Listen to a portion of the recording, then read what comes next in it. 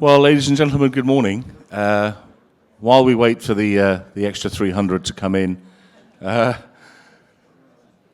delighted to be here again. I was here last year to introduce a panel, but I'm delighted to be here again to introduce this discussion on real estate investment.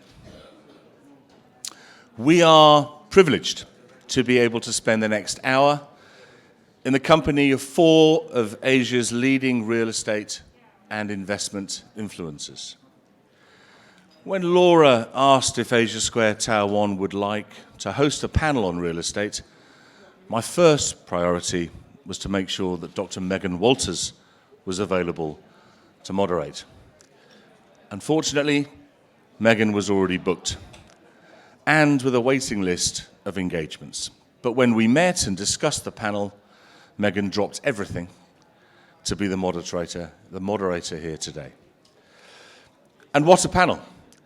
We have the Asia CEO of a global investment manager and a former colleague of mine. We have a fellow enthusiast of the same ski resort in Italy, Courmayeur, and the principal of one of Hong Kong's most respected global fund managers, and the principal of one of Singapore's leading real estate investment groups. I think we're in for a treat.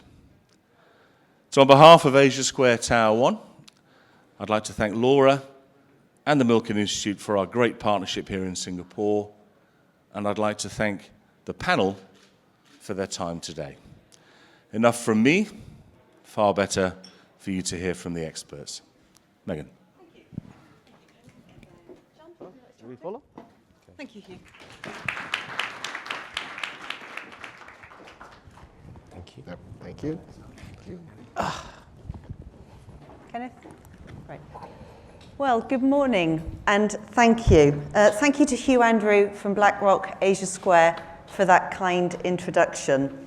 Thank you to the Milken Institute for having us along here today for what I think is the first panel on real estate that the Milken Institute has had in its 5 years here in Asia. So I'm delighted that everybody is here in the room with us today. Please join me in welcoming John Lim, Group CEO for ARA Asset Management, Alex Jeffrey, Head of Asia Pacific for M&G Investments, welcome, and Kenneth Gore, President and Managing Director of Gore Capital Partners. So if you join me in thanking the panel for being here today. Thanks. So look, the exam question that we've been set by the Milken Institute. This is an important panel about structural and cyclical disruption in the world of real estate. We have a world of low returns and high liquidity, and within that, real estate has remained a very attractive option for investors. But with the US cycle turning, what does the future bring? Now, I've been to 2 panels so far this morning. The first one I went to was Frank Lutz on US politics. Brilliant speaker, really entertaining, and I came away feeling really gloomy about the outlook for the US. The second panel in the main stage just now, we had our own Ravi Menon from MAS, who was positive on the world economic outlook, and Ning Tang with his tech-enabled cows from China, talking about what's going on there. So 2 very contrasting panels, so it'll be very interesting to see what the panel feels in terms of today. So John, let's start with you. Cycles vary between US, Europe and Asia. From your perspective, you've got a global approach to real estate. You've expanded from Asia Pacific to a global strategy set up in London. Where do the risks lie for you? What's your view of uncertainty on the world stage? Sure. Thanks, but maybe allow me 2 minutes to introduce ARE. This company was formed in 2002, myself and Dr. Lee Ka-shing from Hong Kong. And today, we are present in 20 countries and 62 cities. And our assets under management is about close to 80 billion Sing dollar across this country. Mainly our business are actually REIT, REITs. We have 21 REITs under our management and many funds from core to core plus to value add to opportunistic to debt funding. So basically there's a quick snapshot of ARE. I suppose the question is a big question, and we attended the global introduction this morning at 9 o'clock by Ravi Magnum. So basically, they sum up most of the things that we want to say here, right? I think we are basically in the uncharted water. We see healthy economic growth across the world. But at the same time, we see high volatilities, okay? And those risks that we talk about, everybody talk about, that we are facing, the technology disruption, cyber risks, terrorism, natural disasters, geopolitical risks, are all present, and we got to deal with it, right?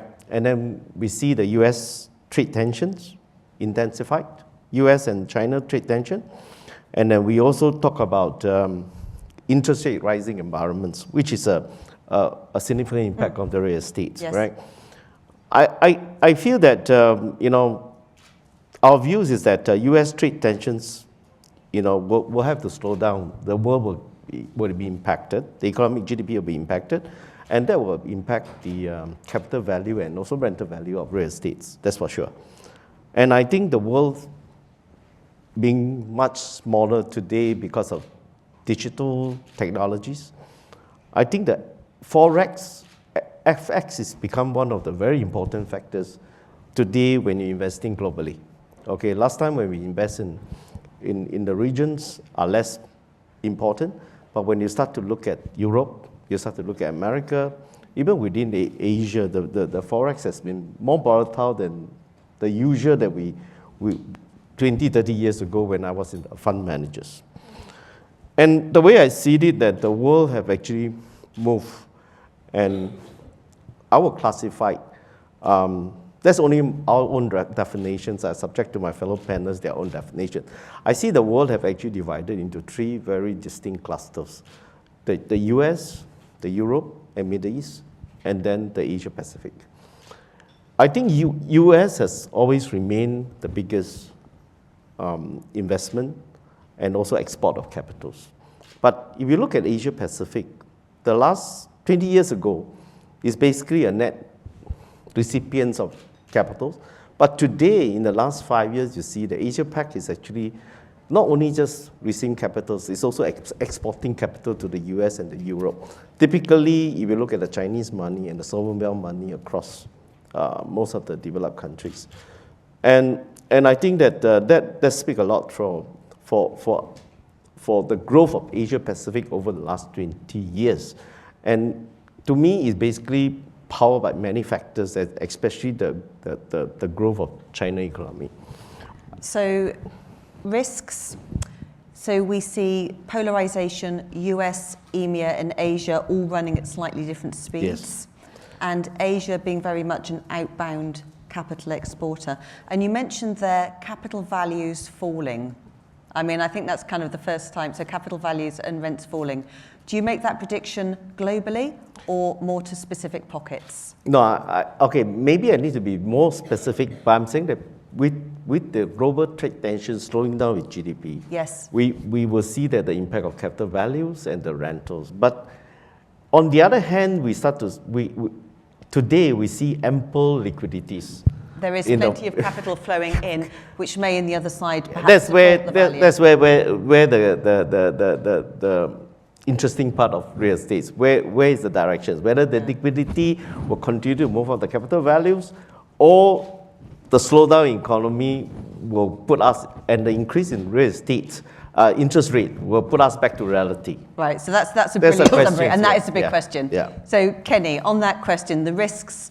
So your clients, you work again in a globalized industry, US, European investments. What risks are your clients talking to you about? And to the question around capital values down on interest rates up, or are they supported by capital flows to push them back the other way? So let's start with risks that your clients are talking to you about. Well, a lot of our clients see us as Asia experts. Yes. Particularly China, Greater China region. Absolutely. Because that's where we started. Yes. Even though now we invest globally. So one of the questions has always been, in fact, it's not just now, but the last few years, people have been asking about, is there a bubble bursting in China? Yep. Right? For me, I've always told them that so long as the RMB is not a freely convertible currency, yes, forget about bubble bursting. It's not going to happen. Okay. Because so long as the capital account is not fully open, Yes. the government can control everything. They have a lot of levers to pull, and they may allow corrections to happen, but they're not going to allow systemic risk type of scenarios happening. Yes. So there will be a landing, whether it's a soft landing or a hard landing, there will be a landing, but Yes. not a bubble bursting. So that's kind of the biggest risk that people ask me about. But I would say, since 10 years ago, I mean, we've seen a lot of media talking about the 10 years 10 years anniversary, yeah. right? Since 10 years ago, the biggest structural change to global real estate is actually not technology. It's actually QE.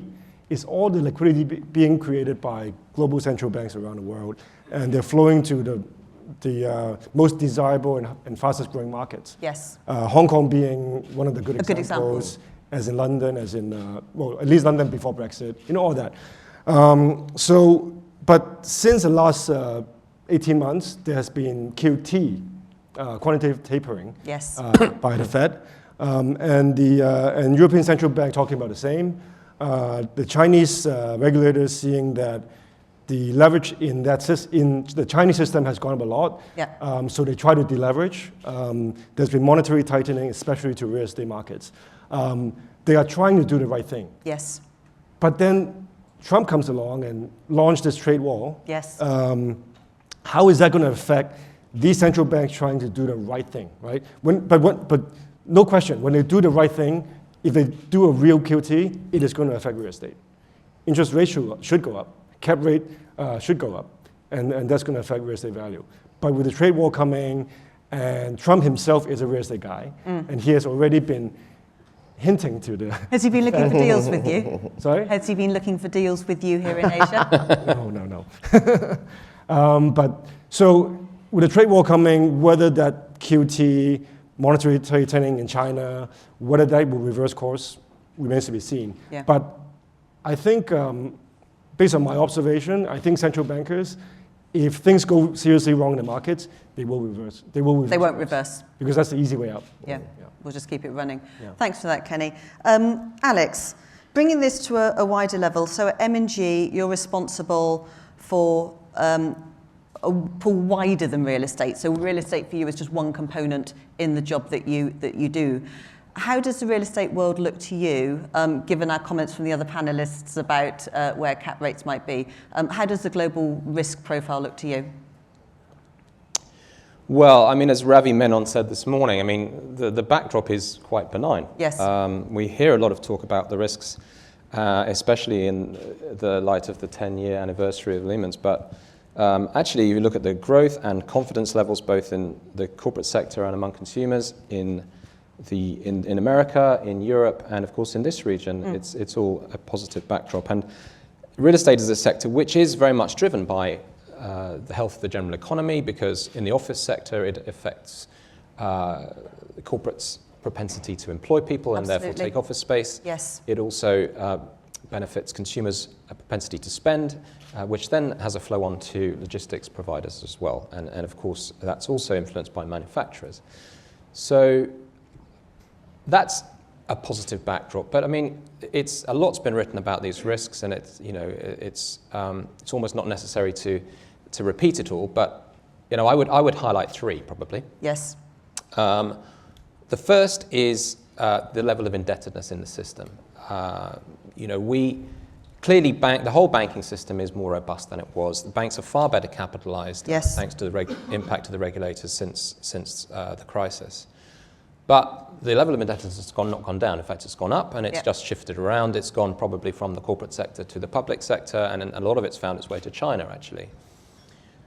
So that's a concern when you look at the QT, as you referred to, Kenny, because that can obviously impact people's ability to repay. And obviously it also has a flow-on effect, as we are currently seeing, to emerging markets, and particularly to governments, such as Turkey and Argentina.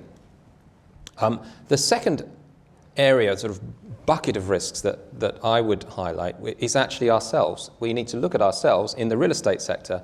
Sadly, real estate often seems to be at the heart of these crises, and it certainly was in the case of the 2008 crisis, specifically the housing market, and specifically subprime in the US.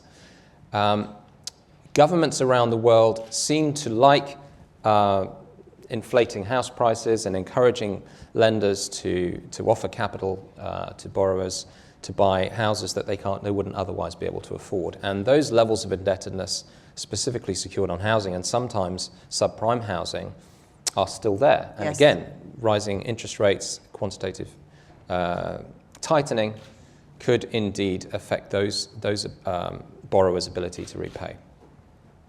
And the third area which I would highlight would be the whole move towards populism and nationalism among governments, yes. which I think you have to look at what is the heart of the explanation for that, which is that we've had decades of growth, which has benefited the GDP of many countries, but it hasn't necessarily been equal, and a lot of people have been left behind and have actually not achieved any kind of real wage growth over decades.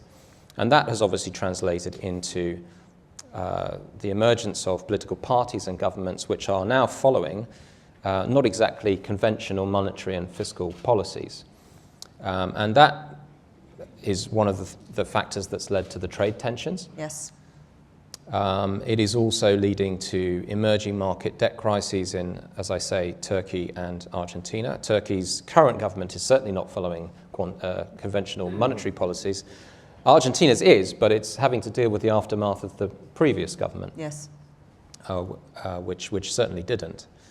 And the question is whether those problems will spill over into other emerging markets. We've seen that in the past few weeks. And indeed, then there are obvious transition mechanisms into the developed world. So there's a lot of risks out there, and that then comes to, well, where are we in the cycle?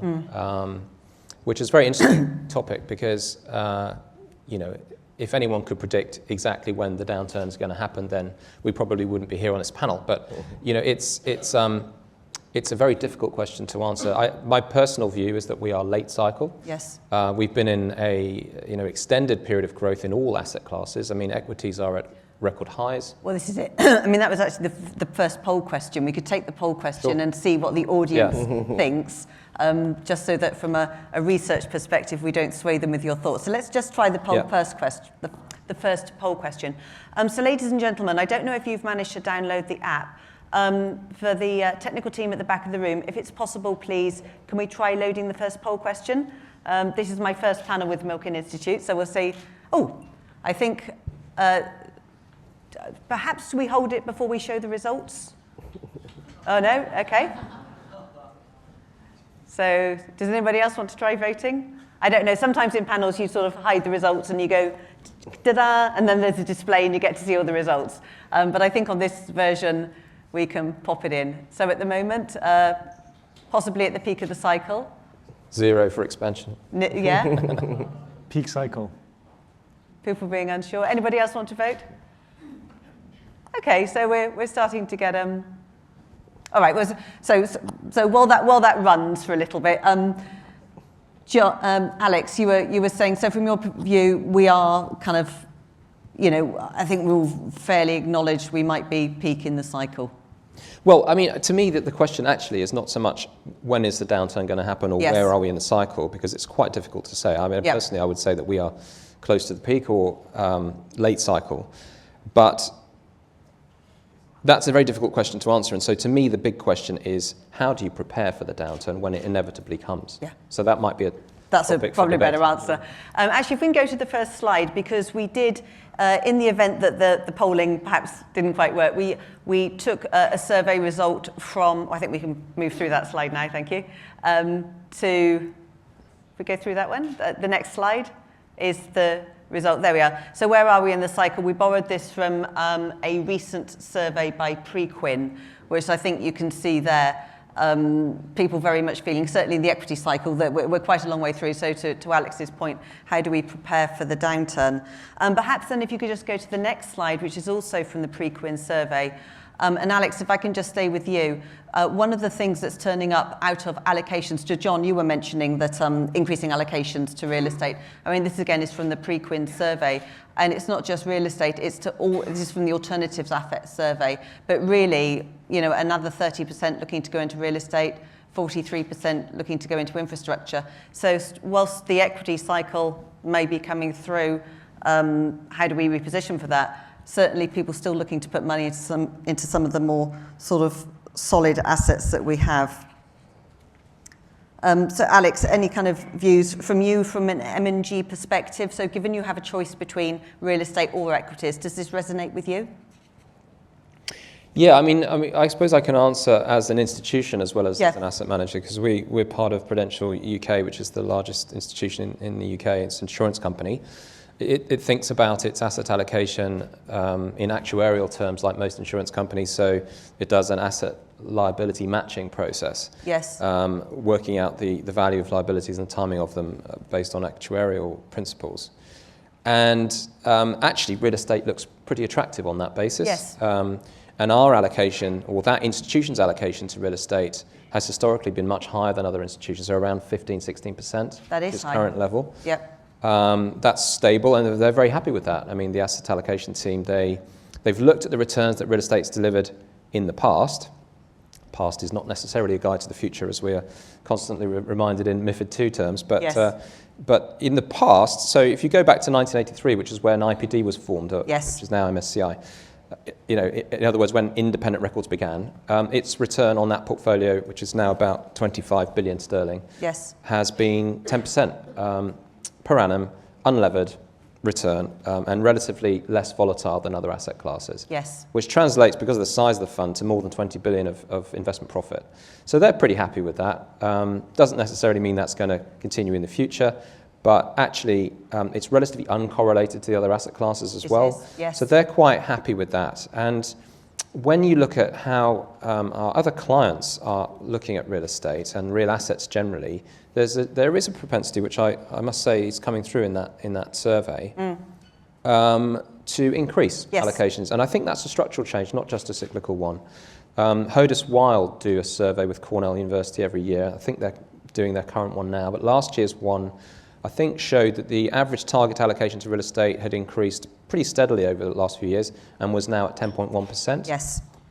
But the interesting thing is that people's current allocation is typically lower than that. So in other words, they're wanting to allocate more, and probably in the region of 100 basis points less, so about 9%. Yes. And actually, if you go west to east, so if you start in America and go to Europe and then Asia, the gap between current allocation and target increases. So in other words, Asian institutions are less allocated to real estate than they would like to be, than is the case in other parts of the world.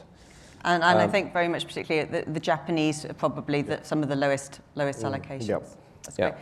So I think we've made the case for why people are looking at real estate versus the other asset classes. So let's dig into real estate a little bit more and talk about the different types of real estate strategies that people have. So let's try the next slide if we can. Yes, perfect, that's great. So this is our second poll question. Within a real estate investment strategy, we have a number of different styles: core, core plus, value add, opportunistic, and obviously you can see it running down there. So should we try, if you open your app and you can try voting for what type of real estate strategy do you think is most attractive to you? If you're uncertain, you could try taking a guess at what perhaps you think the market might be. So if you want to try that for 1 or 2 seconds, and then perhaps we'll go to the poll result. I don't know, is the app working well? Are you all on the hotel Wi-Fi quite easily? Scott, is it working? Yeah? Good, great, okay. Well, in that case, should we have a look at the answer? So if you pull up the poll result, would that be possible? That's great. Oh, I see, I'm getting a signal. Sorry, guys, I just got your hand signal.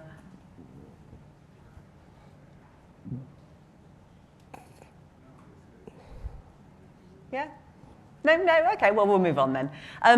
So perhaps we'll come back to the answers for that. Would you like to move to the next slide, please? Because again, we stole some results from Preqin. So from the Preqin poll, when people were asked what type of real estate strategy might people want, it was very much value add. Kenny, can I come to you? Perhaps you could just give 1 or 2 words on perhaps non-real estate people in the audience, just what the difference between core, value add and opportunistic is, and then we'll come on to a couple of examples of value add that you've done. Okay, so core typically refers to Class A office buildings or let's say shopping malls, but more typically office buildings where you have long-term leases from good covenant tenants. Typically the core investors don't want the managers to put in on too much debt. Yes. So usually a minimum length of leases. Yes. Minimum quality of tenants, and also a minimum amount of debt that you can put on the asset. And the idea is that the investors would want to receive stable earnings over a long period of time. And typically, big insurance companies would be core investors, I would say. Cool. And then value add would be typically you buy an asset which is undermanaged. It could even be completely empty, and you do retrofit, repositioning, re-tenanting, and then bring it up to core or core plus type of investment type of asset. Should we pull up the next slide and you Sure. can talk through an example? If you pull up the next slide, please. Perfect. So I think this is one of your assets. Would Right. you like to talk us through the value add? And when you're ready to talk through the next slide, because I think you've got a couple, I think you've got three kind of befores and afters. Sure, if we just sure. like to signal to the team at the back of the room and we'll go to the next one. Do you just want to give us a brief update on what the asset was and how you successfully added value? So just a background. Our main funds, whether it's Yes. our Asia fund or US funds, our main funds strategies are typically value add and Yep. opportunistic. Yes. So this is one of the assets in our main funds, in our Asia fund. It's actually in our fourth fund. We bought this asset, it's in Beijing. It's called a Pacific Century Place. We bought this in 2014 for a little bit over $900 million US. At that time, it was actually the biggest single investment in a single operating asset. It's a circa 1998 type of construction. The picture on the left is the state when we bought it at. It is an asset of total GFA of 170,000 square meters. So in square feet terms, like 1.85 million square feet. So it's pretty big. It has a retail podium below, and on top there are 4 towers, 2 office towers and 2 residential towers. So what was interesting is when we bought this asset, in fact we know this area quite well because Yes. It's in the Sanlitun area of Beijing, where we previously have a joint venture with Swire Group of Hong Kong in the village in Sanlitun, which is a big retail asset there. When we opened that asset, right here on the left, there was a department store called Pacific Department Store, Yes. which was actually one of the leading department stores at that time. Was it an SOE, China, a state-owned department store? It's actually originally started from Taiwan. Okay, yeah. It's a Taiwanese owned chain. It was doing well at that time, but within 2 years after the Sanlitun village opened, this department store actually went out of business. So it got disrupted by a neighboring new shopping experience. And also e-commerce didn't help. Yes. Right? So that's 2010. 4 years later, when we bought this asset, the entire podium was still empty. So for 4 years, the previous landlord weren't able to Couldn't get anyone. to fill up that space. But we looked at this area, this asset, and we said, hey, it's interesting because the 2 towers on top, the 2 office towers on top was actually doing 98 to 100% occupancy, whereas the retail was empty. So clearly there's office demand. So we decided, hey, let's look at changing the retail space into office by conversion. So you can see the before and after. Yep. And one of the interesting things we looked at was this is an island site, and we saw that there are 8 different entrances around this big podium. And we were able to create 8 separate entrances with either direct access from the street or with their own elevator access. So we have mini block concept where some of the tenants will take a vertical block of space Yes.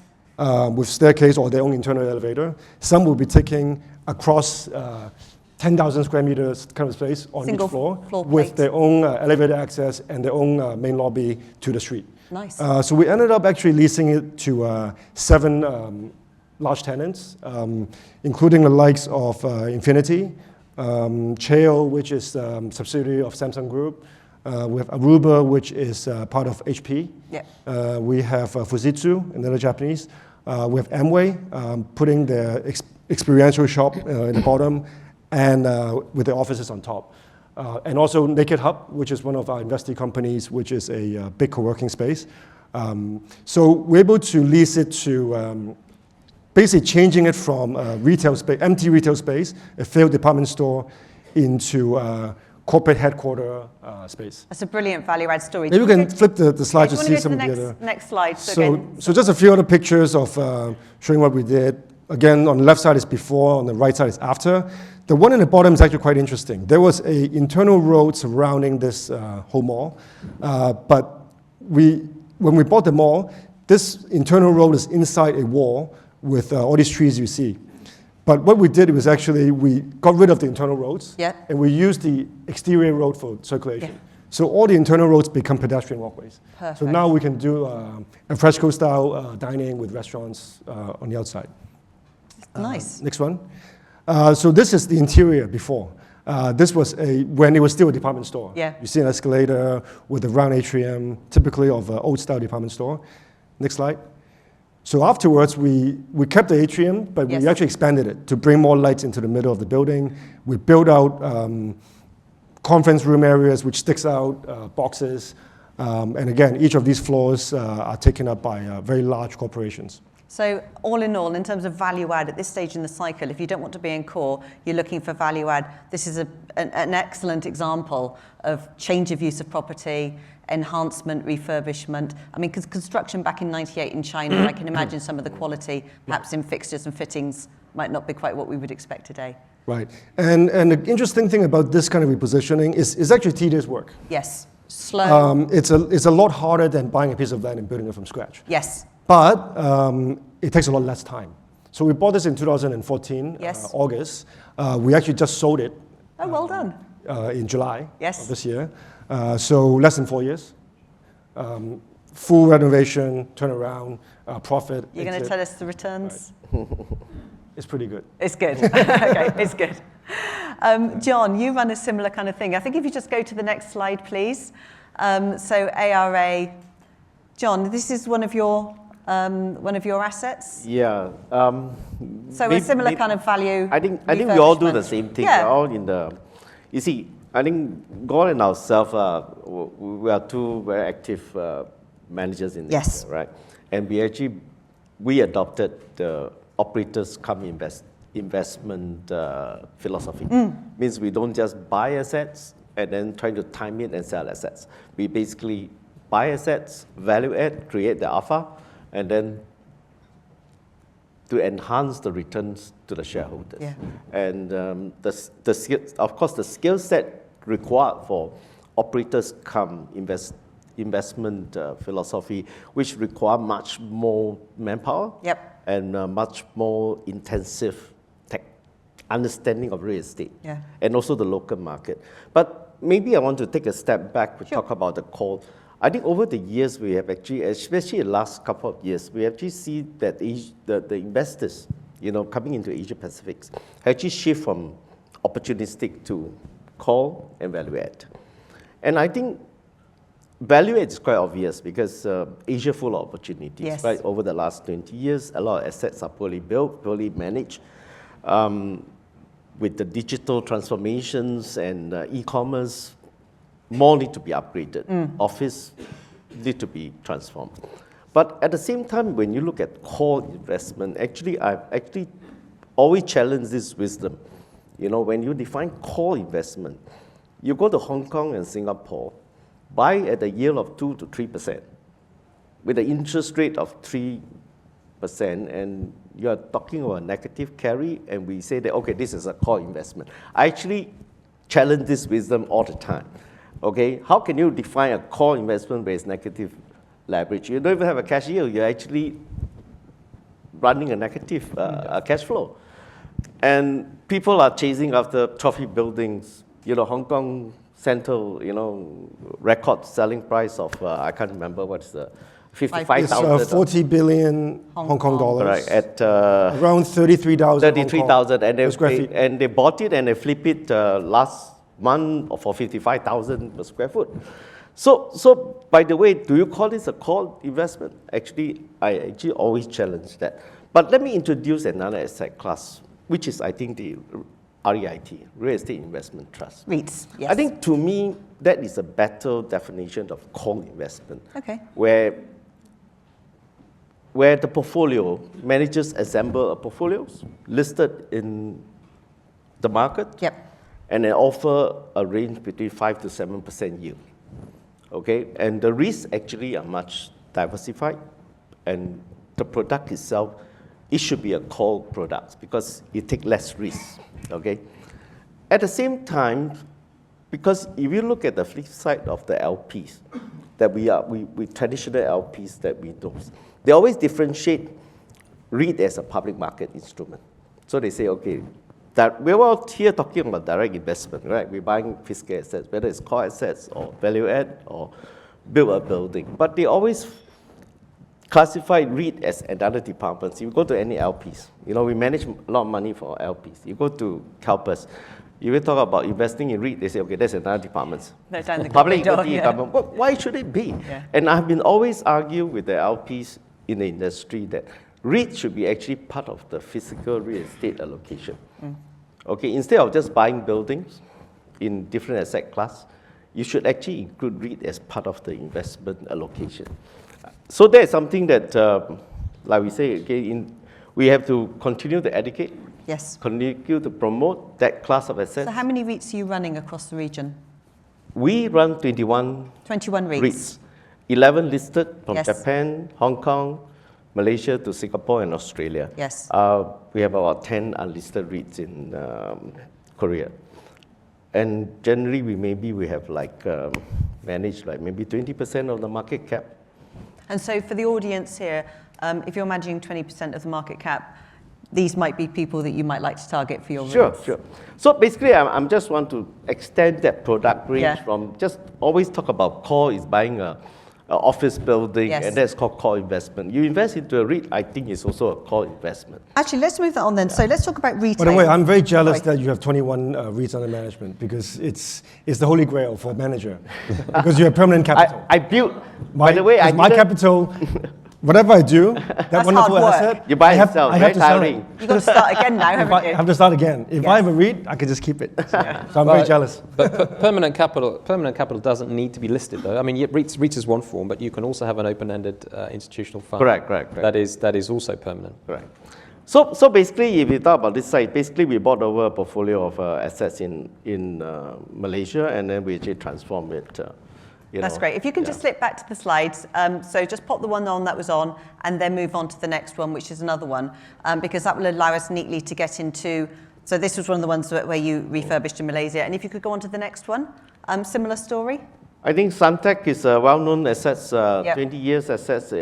5 years ago, we decided to upgrade it because the assets was dated, and market was impacted very badly because of the downturn.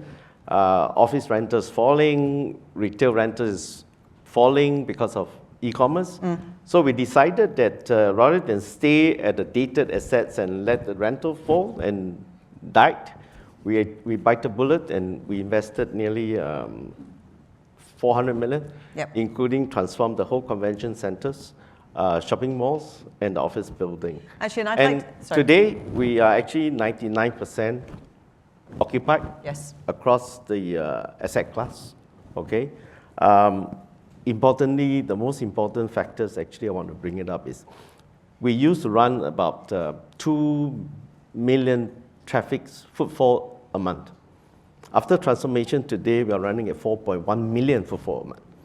Okay, so you can imagine the transformations of value enhancement to the assets by moving 2 million a month, okay, in terms of footfall. Well, let's go on to the next slide, which allows us then to get into retail. And I actually even noted a quote from you. You've been quoted as saying a mall often can offer value or a differentiating experience. And I think the question then for retail is all about the differentiating experience. So in the shift to technology, how much will you continue to be invested in retail? So you've just talked about doubling your footfall from 2 million to 4 million. Are you going to stay in retail? Are you driving more towards experience, food and beverages in your malls? How are you dealing with the e-commerce question? I think that take another separate discussions. You may need another hour or so. But that's in short is that What the way I see technologies is actually is a two-way sword. You know, people talk about digital disruption. Actually, I don't like the word disruption. Yep. Actually, I prefer the word digital transformation. Okay. Because there's impact on e-commerce on fashion. But if today you will look at it, we have embarked 2 years ago when we started the whole group, because retail is one of our biggest portfolio. I think 40% of our assets are in retails. Okay, we run Fortune REIT, if you all don't recall. Suntec REIT, Fortune REIT, Huixian in China. So we actually run 45% of our assets are in retails.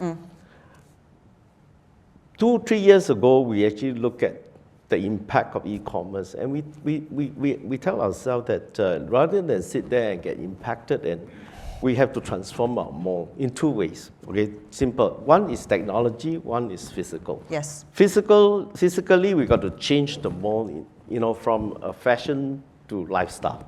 Okay, that's easy to say, but it's quite difficult to transform. Secondly, is make use of the technology.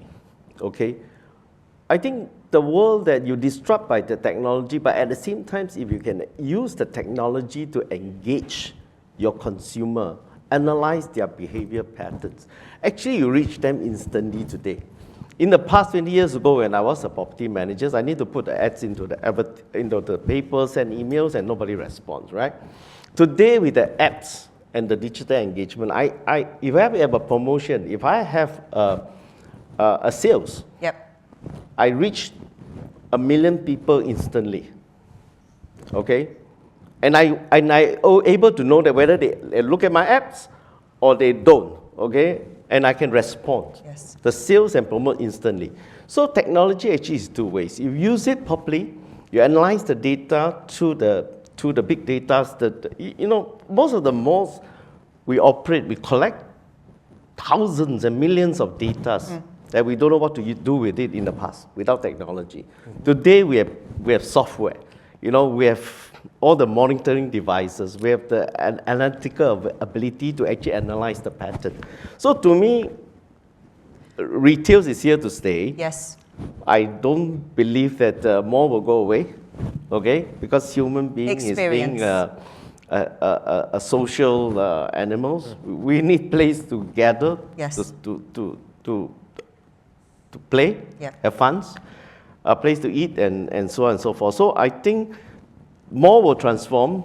Digital transformation actually help us.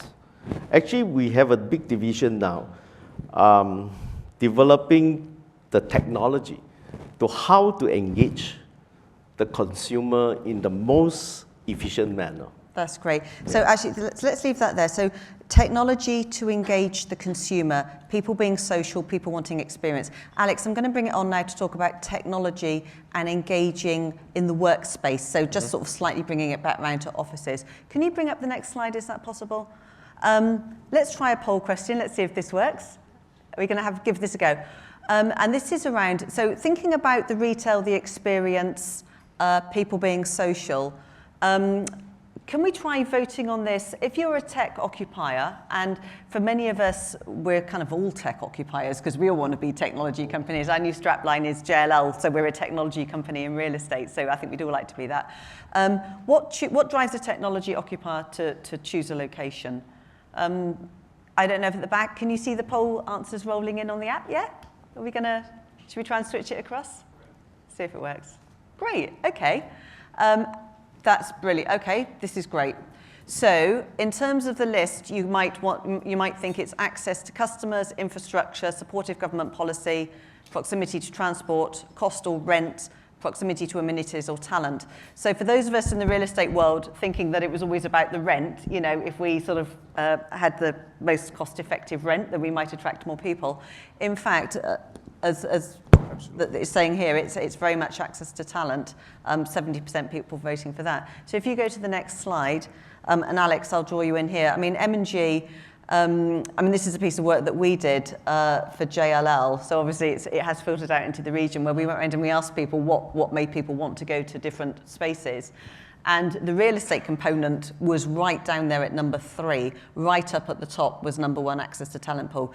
So Alex, I think across the M&G family, you have several thousand employees globally. Yep. Does where you choose, and obviously here in Asia, you're doing two things. You're both buying buildings or real estate for an investment purpose, but you are also housing large numbers of employees globally. Does this resonate with you? Is office space and access to talent pool something that you think about? Yeah, I mean, look, it's not surprising that people chose that as the number one. Yep. Absolutely. These companies are in a war for talent, and they need to be able to attract and retain the best staff. And we're seeing that in the tech sector, but we're also seeing that in other sectors as well. I mean, look, in terms of the office sector, we're pretty positive particularly in this region. Yes. We are forecasting that something like 6 million additional white-collar employees will join the workforce in Asia-Pacific over the next 4 years. Yeah. And if you then calculate how much that translates to in terms of space, say 12 square meters per person, that's 72 million additional square meters, but a lot of space which is required.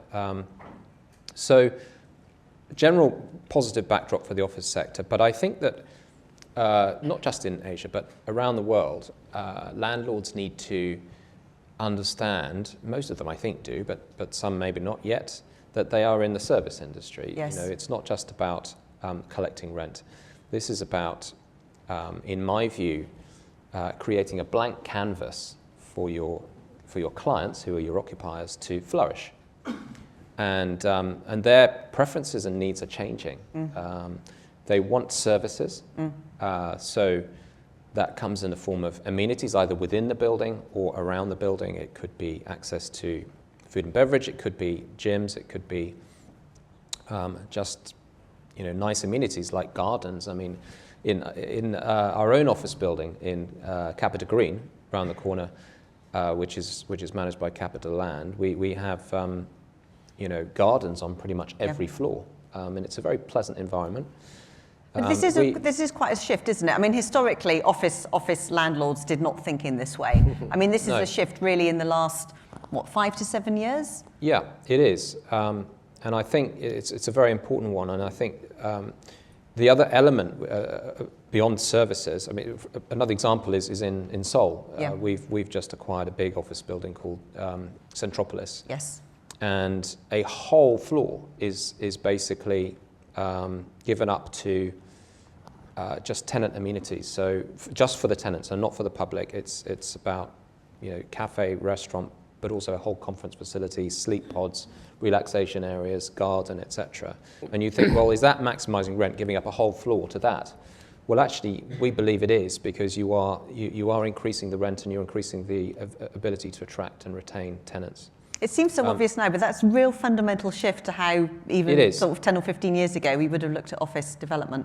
Yeah, and the other element beyond services is flexibility. I think tenants are looking now for shorter leases. Yep. I mean, not all of them, but many of them, particularly tech occupiers, are looking for the ability to either upscale their presence within a short period of time or indeed leave the building.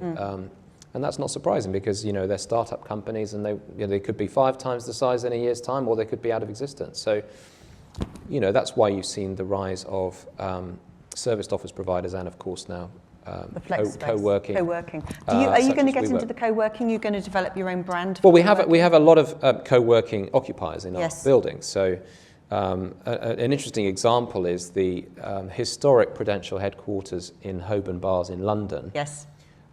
Which was, a staid, old-style Victorian office building, one of the largest in the centre of London, in Holborn, is now one of the most vibrant, successful, largest centres for WeWork. And their young tech occupiers love it. They love the kind of period features and how that juxtaposes with the modern office fit out. So I got 2 questions for you on WeWork. Does WeWork form a system? We're going to come on to talk about WeWork with Kenny, because he's been involved in the flex space. But here's a question: does WeWork form a systemic risk right across the commercial real estate industry? In that historically, landlords were in cities, so you might have had Hong Kong land, or landlords were generally city-based.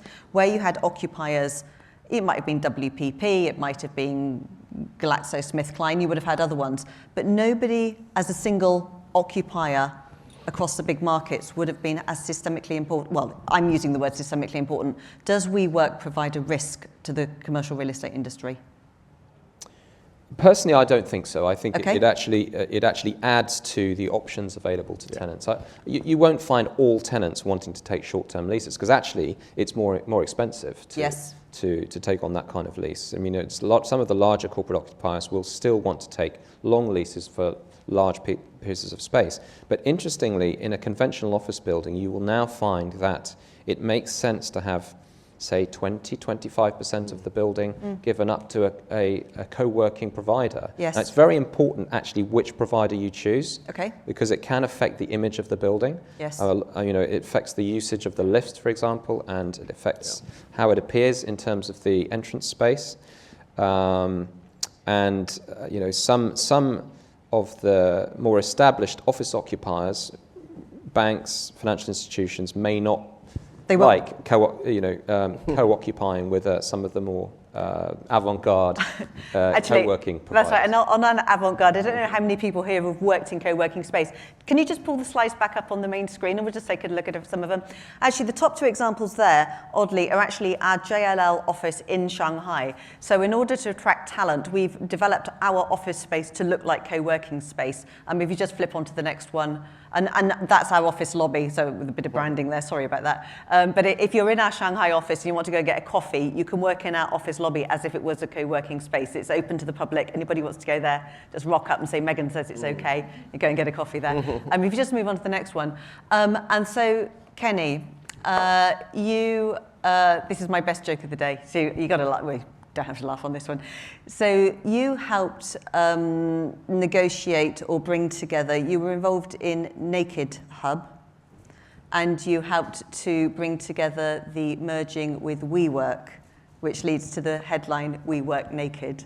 That's my best joke of the day in real estate. We don't do many jokes in real estate. We work naked. Can you talk to us a little bit about, this is the Naked Hub, isn't it? These shots of Naked Hub. Talk to us a little bit about Naked Hub, and perhaps you can flip onto the next slide, which I think is a little bit of WeWork.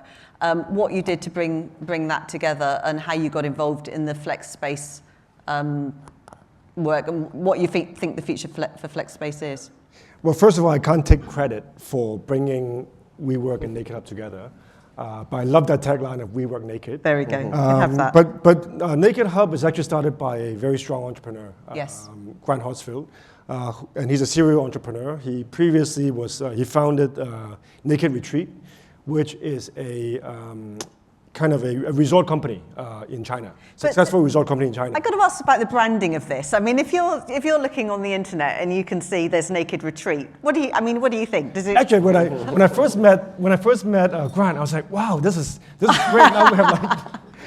Now we have Naked Retreats in China. But actually, for him, it's more about naked, as in your heart is open to nature. Yes. That's how it started. But we first met him back when he was only Naked Retreat. And then 3 years ago, he started Naked Hub. Yes. So we've been following his advancement, and we see that he's a very strong entrepreneur. And we see that people who are successful in this field needs to expand very fast, co-working, needs to expand very fast.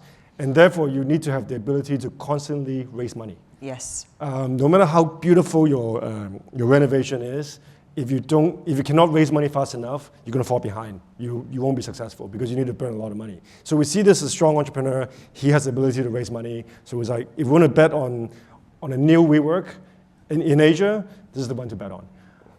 And he understands hospitality. He understands service. He understands technology also. So that's why we bet on him. And frankly, he negotiated the WeWork merger himself. Okay. So it's not, I cannot take credit for it. I would say, in fact, there was but just a bit of why co-working space is attractive to users, right? I actually have a slide which is not here, but it's quite interesting. It showed a traditional workspace where you have your traditional desktop, occupying a lot of space on the desk. You have a lot of paper files on your shelves. You have a lot of pen and paper, all kinds of, and pictures of your kids, pictures of your dog, all in that space. So that's traditional how people want to organize their workspace. And then there's an evolution of what happened over the last 20 years. The desktop becomes a laptop. There's introduction of iPad, the paper, you can see the paper shrinking on the shelves. To the end, the last slide was everything can fit into this, including the pictures of your dog and the pictures of your kids. Because you can change it all the time also. So the idea is, the concept is basically, because of this happening, workspace can be totally mobile. Yes. And millennial people, they would rather work wherever they feel happiest that day. And if your workspace, if your office space is created in that way, where they can be mobile in working and collaborating with other people, that's what they want. And again, you saw the slide about most important aspect of choosing an office is to attract talents. So that's why this kind of space is coming up. And I think going forward, the successful co-working companies like WeWork, like Naked, invest a lot in technology also. And technology is to enhance the whole community experience for them. So people can use apps to meet with other members who they don't know. And they can figure out what kind of industries they're in. It's kind of a closer LinkedIn within the same network, but you can actually physically meet them like in 5 minutes because you're in the same office. So we're back to real estate being a physical connection between people. Right. These apps will offer people other services. Yes. Plane booking, hotel bookings, like all sorts of stuff. Yeah. As always with real estate panels, we've been chatting about real estate. There is always an exam question at the end of a real estate panel, which is, where would you put your money? So we've got about a minute for each panelist to think about whether it's a 5-year time horizon or a 20-year time horizon, depending on whether you are, in the shorter end of the spectrum or the longer end. John, where would you put your money? Yeah, I've been thinking about it since this question was posed to me, yes. And I'm reading it yesterday from when I'm back Had from some London. time to think. And actually, my answer is actually quite fundamental. At the end of the day, we are still in real estate, right? Fundamentally, it's real estate. Whether human beings need a roof to live, need a roof to work, need a roof to play. Okay. To me, all classes for the last century, real estate. For the next century, it's still real estate. Okay. But technologies is only an enabler. Okay, to make things more efficient. Okay, to make our life more better. Okay, so you asked my views of where do I put my money? I will tell you, conventional real estate. There you go. That's where I talk about the Conventional real estate. conventional real estate. You invest in your properties, because we can talk about co-living, we can talk about Airbnb, we can talk about all sorts of things. But at the end of the day, human beings like to own a house for themselves. I cannot believe that anybody in this room said that, no, I prefer to share facilities for the whole room. Because at the end of the day, you have a family. You want a little garden to your own house, right? You want to have a playroom for your children. So to me, at the end of the day, fundamentals is still basic. Fundamentals reflecting. Alex, agree, fundamentals? You think there's a structural shift out there that we should be doing something different? Well, let's divide it between the 5-year and the 20-year, if that's Go okay. for it, So the 5-year, I absolutely agree with John. Put your money in real estate in the sense that a colleague of mine always says it's not about timing the market, it's about time in the market. Nice. Because, put your money in now and you'll start earning returns. Yes, we are, I believe, relatively late cycle. So over the next 5 years, how do you guard against a potential downturn? And actually, I would use a phrase that's been coined in the UK recently, which is beds and sheds. Beds and sheds. Beds and sheds. So beds in the sense that, so the reason for those two is that they are sectors that I think are less affected by the health of the general economy. Yes. For different reasons, actually. In the case of beds, so this is basically everything that's got a bed in it. So it's residential, but it could also be hotels, it could be care homes, etc. Could be hospitals.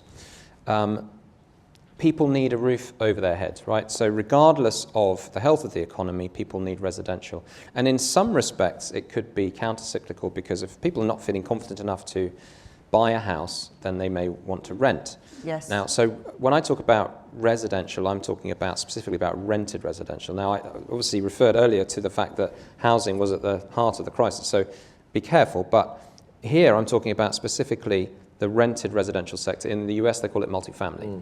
Yes. Now, the multifamily sector 20 years ago in the US was not an investable institutional sector. It is now. In fact, it's one of the largest sectors. And it's performed better than most commercial sectors and has been less volatile. And it benefits from the fact that there is this urbanization going on around the world. People need, young people are struggling to afford somewhere to live, so they're likely to want to rent, but they want good quality accommodation, which is near transport hubs and near amenity. And we're doing a lot of that in the UK. It's known as the private rented sector or build to rent. That's obviously already an established sector in Japan, but there are other parts of this region where I think it's definitely going to be more up and coming. So good quality, well-designed residential for rent is what. Now, logistics or sheds is the other reason why.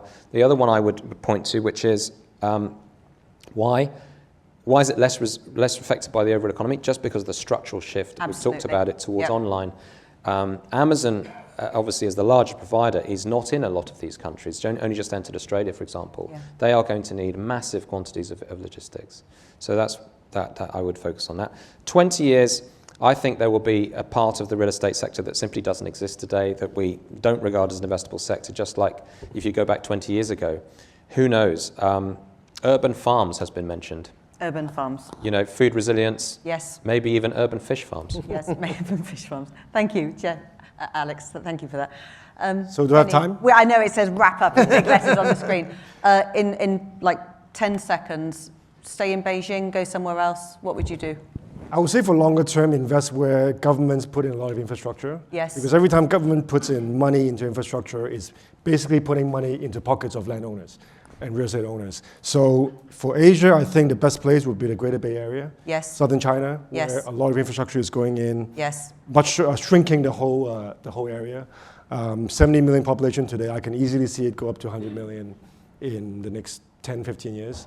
Another one is to be able to understand and think in terms of how do you value apples and oranges? Yes. They're different, but if you can look at them as the same thing, you can actually make a lot of money. So for example, in the last 10 years, we have been arbitraging between city pairs with different areas in the city. So for example, when San Francisco was trading at a massive discount to Silicon Valley, we invested in San Francisco City. Yes. When Seattle was at a discount to the Bay Area, we invested in Seattle.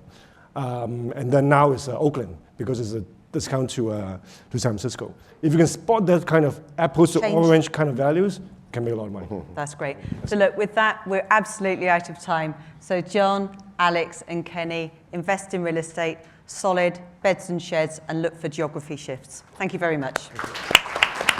Thanks, guys. Thank you.